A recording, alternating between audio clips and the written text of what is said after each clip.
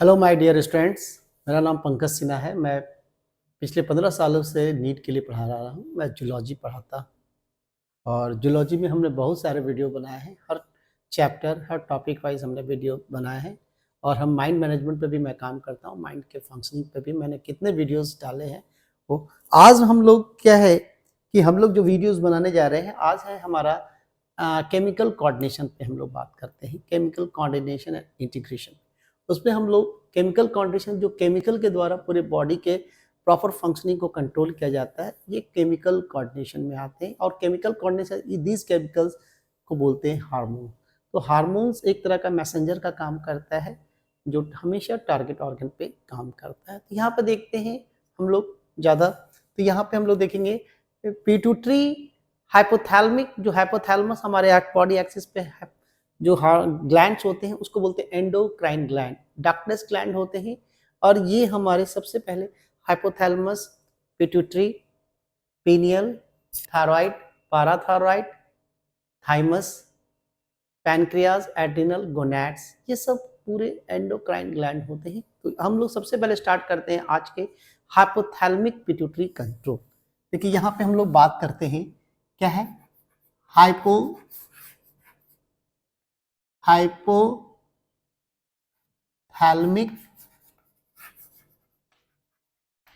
Pituitary control. देखिए क्या है कंट्रोल।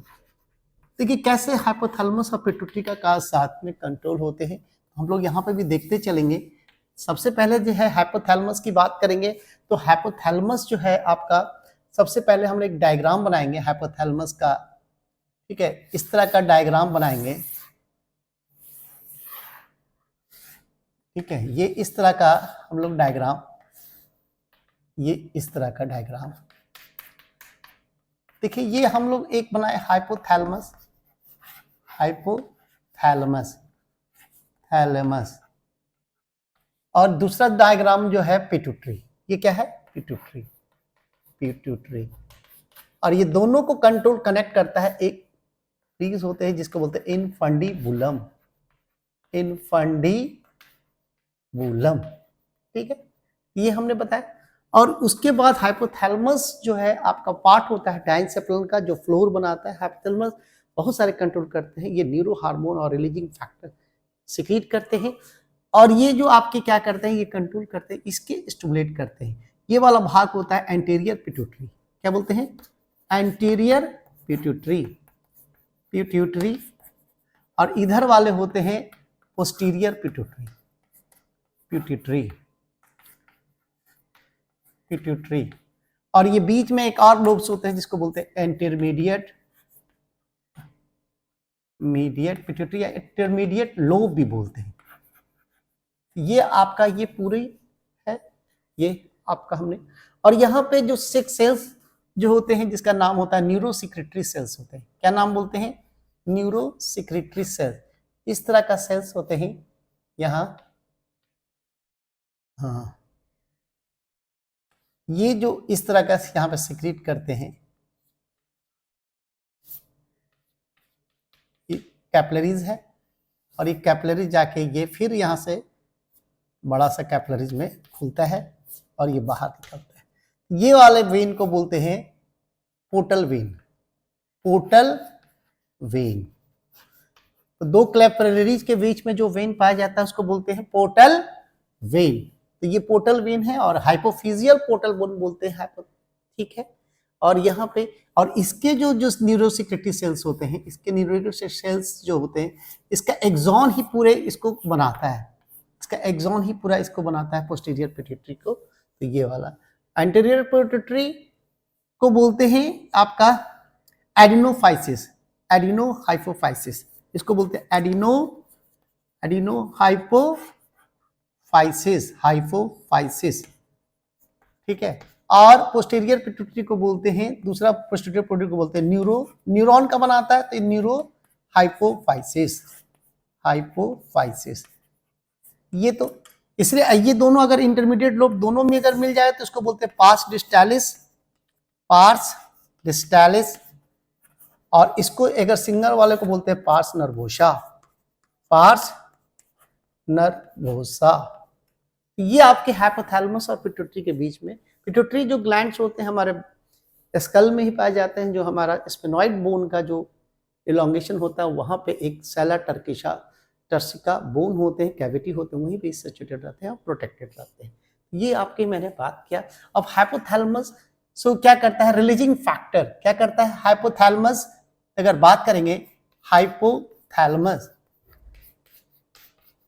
थैलेमस, थैलेमस ये क्या करता है, रिलीजिंग फैक्टर सिक्रीट करता है। क्या करते हैं, releasing factor RF. Releasing factor अगर देखा जाए तो ये जो आपका हाइपोथैलेमस है, ये आपके हाइपोथैलेमस, यहाँ पे हम लोग डायग्राम बनाते हैं, आर लेके चलिए।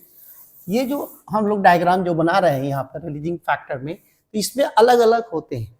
तो सबसे पहला जो होते हैं यहाँ से growth releasing factor GRF, growth releasing factor. दूसरा gonadotropin releasing factor GNRF, gonadotropin. उसके बाद CRF,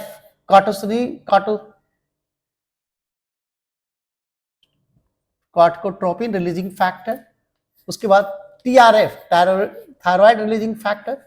उसके बाद जो आते हैं आपके प्रोलैक्टिन रिलीजिंग फैक्टर, और दूसरा होते हैं प्रोटीन इनेट्री फैक्टर। ये सब ऐसे ऐसे आपका यहाँ पे हार्मोन्स निकलते हैं, ठीक है। अब ये जो होते हैं ग्रोथ रिलीजिंग फैक्टर से जो होते हैं, ये सभी हार्म जितने भी न्यूरो रिलीजिंग फैक्टर होते हैं, ये काम कहाँ करते हैं, एक्ट कहाँ करते हैं, ये सभी जो है आपके जो सब है, ये आपके सभी आपके काम करते हैं, एक्ट करता है एंटीरियर पिट्यूटरी पे। कहाँ करते हैं, एंटीरियर पिट्यूटरी पे, एंटीरियर पिट्यूटरी। और ये एंटीरियर पिट्यूटरी को स्टिमुलेट करते हैं। क्या करते हैं, एंटीरियर पिट्यूटरी को स्टिमुलेट करते हैं। देखिए कैसे स्टिमुलेट करते हैं, तो ये GRF जो है सभी जो आपके इस पे सब एक्ट करते हैं और स्टिमुलेट करते हैं। क्या करते हैं, स्टिमुलेट, और स्टिमुलेट करके यहाँ से स्टिमुलेट ये रिलीज करते हैं। अब ये यहाँ से GRF क्या करते हैं, रिलीज करते हैं ग्रोथ हार्मोन GH, ठीक है। GNRH क्या करते हैं, गोनाडोट्रोपिन रिलीज करते हैं। और जो CRF जो है आपके क्या करते हैं, आपका जो रिलीज करता है ACTH, एड्रेनोकॉर्टिकोट्रोपिन। TRH क्या करता है आपका, TRH जो है आपका TSH, thyroid stimulating hormone. PRF क्या करता है, रिलीजिंग फैक्टर प्रोलैक्टिन को करता है, क्या है, प्रोलैक्टिन। और ये क्या करता है, ये पॉजिटिव और ये निगेटिव रोकता है प्रोलैक्टिन को, ठीक है, निगेटिव इफेक्ट करता है। अब यहाँ पे देखिए ये जो हार्मोन है, अब ये सीधे ऑर्गन पे काम करते हैं। ये ग्रोथ हार्मोन क्या करता है, acts on various organ, acts on various organ,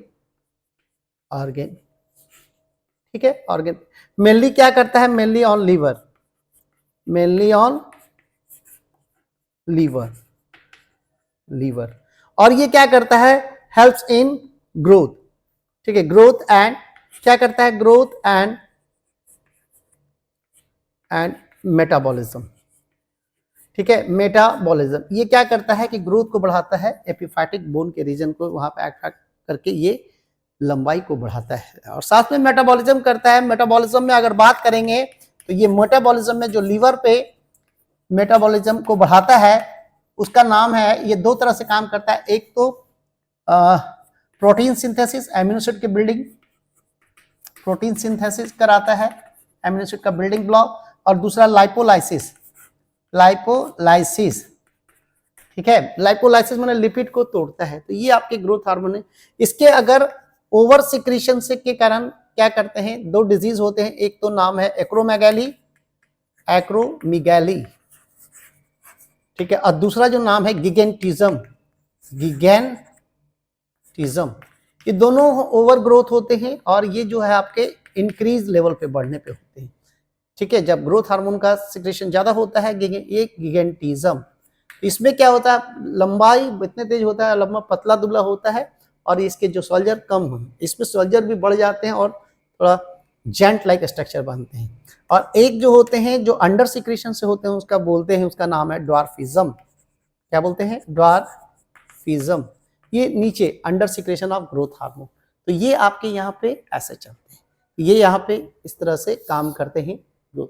दूसरा जीएनआरएफ में जो होते हैं गोनाडोट्रोपिन, इसमें दो तरह के गोनाडोट्रोपिन होता है, एक होता है एफएसएच और दूसरा एलएच। एफएसएच क्या करता है, फॉलिकल्स के निर्माण में मदद करता है, फॉलिकुलर स्टिमुलेटिंग फॉलिकल्स बनाते हैं।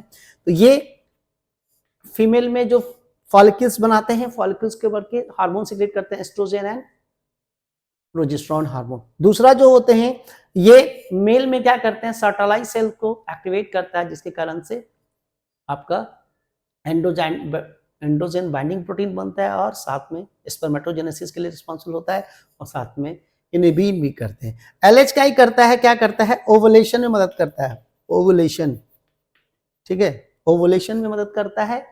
और मेल में क्या करता है, टेस्टोस्टेरोन, मेल में टेस्टोस्टेरोन, ठीक है। तो ये आपका ये इस तरह से काम करता है। एसीटीएच क्या करता है, एड्रिनल कॉर्टिकोट्रोपिक हार्मोन, यानी कि ये क्या करते हैं, एड्रिनल ग्लैंड पे काम करते हैं, एड्रिनल ग्लैंड पे, ठीक है। तो ये एड्रिनल ग्लैंड पे क्या करता है, आपका कॉर्टेक्स रीजन से जो हार्मोन निकलता है जिसका नाम है मिनरलोकॉर्टिकॉइड, कॉर्टिकॉइड, ग्लूकोकॉर्टिकॉइड, कॉर्टिकॉइड, जिसमें कॉर्टिजोल, कॉर्टिस्टेरोन, डिहाइड्रोकॉर्टिस्टेरोन होते हैं, मिनरलोकॉर्टिकॉइड में एल्डोस्टेरोन्स होते हैं। ये सब आपके एड्रेनल कॉर्टेक्स में, एड्रेनल ग्लैंड में कहां पे, कॉर्टेक्स रीजन से ये निकलता है। तीसरा जो है टीएसएच, थायराइड ग्लैंड पे, थायराइड ग्लैंड पे। अब ये थायराइड ग्लैंड पे काम करता है, तो ये थायराइड ग्लैंड पे क्या करता है, T4 एंड T3 ये दोनों, और दोनों क्या करते हैं, बीएमआर, बेसल मेटाबॉलिक रेट पे करते हैं जो होते हैं। उसके बाद प्रोलैक्टिन, प्रोलैक्टिन कहाँ करता है, फीमेल ब्रेस्ट पे काम करता है और ब्रेस्ट में लेके क्या करता है, मिल्क का सिंथेसिस, मिल्क सिंथेसिस, ठीक है, सिंथेसिस। दूसरा ये प्रोलैक्टिन क्या करता है, इनहिबिट, ये जो है आपका निगेटिव इफेक्ट करता है, निगेटिव इफेक्ट करता है, ये तो पॉजिटिव इफेक्ट, एक निगेटिव इफेक्ट करता है। तो ज्यादातर क्या करते हैं कि ब्रेस्ट तो कब पार्चुरेशन के समय ही होता है, जब बेबी डिलीवर हो जाने के आफ्टर पार्चुरेशन तब जाकर ही होता है, लेकिन बात ज्यादातर तो इस सिक्रेशन नहीं होता है। तो ये ज्यादातर ये काम करते रहता है पीआई, पीआई एक तरह का न्यूरो हार्मोन के जैसा काम करता है, डोपामीन के जैसा है। तो ये आपके ये निगेटिव इफेक्ट में रखते हैं। उसके बाद जो आपके आते हैं ये प्रोलैक्टिन वाले पोर्शन हो गए यहाँ तक, उससे दो हार्मोन और निकलते हैं पोस्टीरियर पिट्यूटरी से, न्यूरोहब्स, ठीक है, यहाँ से नर्व। इसमें एक नाम होता है एडीएच और दूसरा ऑक्सीटोसिन, क्या है, ऑक्सीटोसिन। अब ये क्या है कि एडीएच, ये ऑक्सीटोसिन क्या करता है, ये आपका मिल्क सिंथेसिस है, ये क्या करता है, मिल्क इजेक्शन, क्या करता है, मिल्क इजेक्शन, इजेक्शन का काम करता है, इजेक्शन करने वाले। और एडीएच जो है आपका वाटर रीअब्जॉर्प्शन, क्या करता है, सोडियम, एडीएच क्या करता है, वाटर कंट्रोल, वाटर कंट्रोल करता है, वाटर को कंट्रोल करता है। और जो फिर क्या करता है, ब्लड से वाटर को रीअब्जॉर्ब कराता है। कहने का मतलब ब्लड में नहीं, किडनी ट्यूब्यूल से वाटर का रीअब्जॉर्ब करा के ब्लड में रखता है, तो वाटर को कम मात्रा में यूरिन में प्रोड्यूस करता है। तो ये सब हार्मोन होते हैं। एक हार्मोन यहाँ से निकलता है इंटरमीडिएट लोब से, तो ये इंटरमीडिएट लोब से जो निकलता है उसको बोलते हैं एमएसएच, मेलानोस्टिमुलेटिंग हार्मोन। ये क्या करते हैं, पिगमेंट क्रोमेटोफोर सेल्स होते हैं जो पिगमेंट को, तो मेलानिन पिगमेंट के लिए रिस्पॉन्सिबल होते हैं। तो ये सब आपके जो हाइपोथैलेमिक पिट्यूटरी कंट्रोल है आपका, यहाँ पे हमने सभी आपको बता दिया। तो इस तरह से आपका यहाँ पे, तो आपने हाइपोथैलेमस का हमने डायग्राम भी बना दिया, सेल्स भी, तो ये जो पोस्टीरियर पिट्यूटरी का हार्मोन जो होते हैं वो तो बनते हैं हाइपोथैलेमस में, लेकिन स्टोर कहाँ होते हैं, पोस्टीरियर पिट्यूटरी में, और इस तरह से आपके काम करते हैं। तो पूरा एक ही आज चैनल में आपको देखिए एक शॉर्ट कि जैसा हमने यहाँ पे बताया कि कैसे जल, ऐसे तो बहुत बड़ा लगता है, ऐसे एक जगह रहेगा तो सब आपको यहाँ से, तो एक आप नटसेल में भी आप इसको बना सकते हैं, कॉन्सेप्ट मैप के भी रूप में भी आप इसको रख सकते हैं। ये पूरी आपकी यहाँ पर हमने बताया। तो ये पूरा आपका हो गया एडिनोहाइफासिस। तो करीब करीब यहाँ से ये इसी तक रखते हैं। Okay, thank you.